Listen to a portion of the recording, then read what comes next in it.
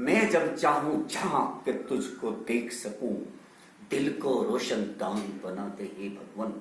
जाऊं कहीं भी हिंदुस्तानी ही कहलाऊं, ऐसी एक पहचान बना दे हे भगवान। श्रद्धा और सम्मान के योग्य मेरे समस्त श्रोताओं, मैं प्रीतम सिंह, आचार्य सरस्वती विद्या मंदिर इंटर कॉलेज शामली वर्ग सी आपका अभिनंदन करता हूं। मेरी अभिव्यक्ति का विषय है छात्र जीवन में राष्ट्रीय भावना के संचार का महत्व। छात्र जीवन में ही क्यों? क्योंकि छात्र देश का भावी कर्णधार होता है। छात्र जीवन में ही वह सुसंस्कार लेकर, देशभक्ति के संस्कार लेकर के सच्चा देशभक्त नागरिक बनता है। सुधी श्रोताओं, छात्र जीवन में राष्ट्रीय भावनाओं के संचार का महत्व इसी से समझा जाता है कि देशभक्त जननी जन्मभूमि से स्वर्गादपि गरियसी को प्रथम वरीयता देता है। वह माता पिता और मातृभूमि का अपमान कभी सहन कर ही नहीं सकता। पिता के सम्मान मान नाम पे जो आंच आए, पुत्र ऐसी धृष्टता को सह नहीं सकता।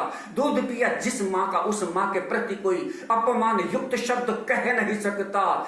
जन्म लिया जिस देश, उसके प्रति कोई भेद देशभक्त के हृदय में रह नहीं सकता। भारत का बढ़े मान चाहे देनी पड़े जान, मां की अस्मिता पे प्रश्न रह नहीं सकता।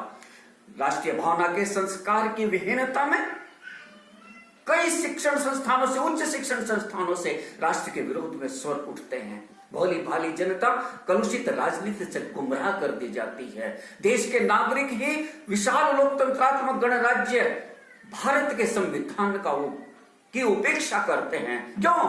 क्योंकि ऐसे मनुष्यों के छात्र जीवन में कभी देशभक्ति के संस्कार ही नहीं मिले। संस्कार संप्रेषक सबसे सर्वसशक्त माध्यम है, वो है शिक्षा, प्राथमिक शिक्षा, जो परिवार और माता पिता से शुरू होती है, जहां पर संस्कारों के बीज बोए जाते हैं। बीज यदि अच्छे होंगे तो फसलें भी अच्छी होंगी, सच्चाई के संस्कारों की नस्लें भी सच्ची होंगी। लेकिन बोया पेड़ बबूल का तो आम कहां से खाए? बबूल की इस उपज का दूसरा कारण है अंग्रेजी माध्यम से शिक्षा का होना, जो छात्रों को विदेशी विद्वानों का उपासक और स्वदेशी विद्वानों का आलोचक बना देती है। छात्र भले ही पढ़ लिखकर सीईओ तक पहुंच जाए, लेकिन वह नौकर वाली दासत्व की भावना से ऊपर उठ ही नहीं सकता। फिर तो राष्ट्रीय भावना नदारद। क्यों देश के साथ में इस प्रकार से खिलवाड़ किया जा रहा है और नफरत के बीज बोए जा रहे हैं? अरे नफरत बुरी है, नफरत बुरी है, न पालो इसे। दिलों में है कालिख, निकालो इसे। न तेरा न मेरा, न इसका न उसका, वतन है सभी का, संभालो इसे। भला जब देश ही नहीं रहेगा तो कौन रहेगा? क्या देश विरोधी संस्कार राष्ट्रीय भावना का संचार कर सकेंगे? निश्चित रूप से नहीं। और नहीं तो फिर हमें इन अराजकता के इन सभी संस्कारों की जड़ों को जड़ से काटना होगा। अन्यथा तैयार रहिएगा उस विषैली कड़वाहट को सहन करने के लिए जो आज तो तथाकथित उच्च शिक्षा संस्थानों से उठ रही है, निकट भविष्य में देश की रोष रोष से उठेगी। रोग विकट है मान्यवर, लेकिन असाध्य नहीं।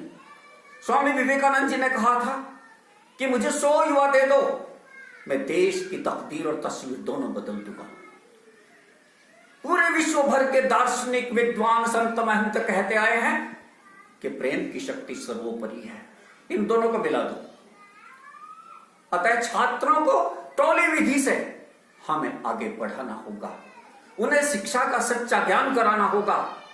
छात्र भले ही विसंस्कृति, विजाति या विसंप्रदाय का हो, उससे पूरी हम आत्मीयता बरतनी होगी। अन्यथा राष्ट्रीय भावना के संचार का ये हमारा अभियान न केवल अपूर्ण होगा, अपितु इसकी सफलता भी दिवा स्वप्न ही बनकर रह जाएगी। ध्यान चाहता हूं आपका शिक्षा प्रणाली की ओर। शिक्षा को रोजगार परक, संस्कृति संप्रेषक और राष्ट्रीय भावना संचारक बनाने के लिए आयुर्विज्ञान, वैदिक गणित, कला, संस्कृति और संगीत जैसे विषयों को अनिवार्य रूप से उसका अंग बनाना होगा, पढ़ाना होगा। और इतिहास, देश का जो इतिहास है उसका सच्चा इतिहास का हमें ज्ञान कराना होगा। तभी देश के अंदर, छात्रों के अंदर स्वच्छ नागरिकता, देशभक्त नागरिकता पनपेगी।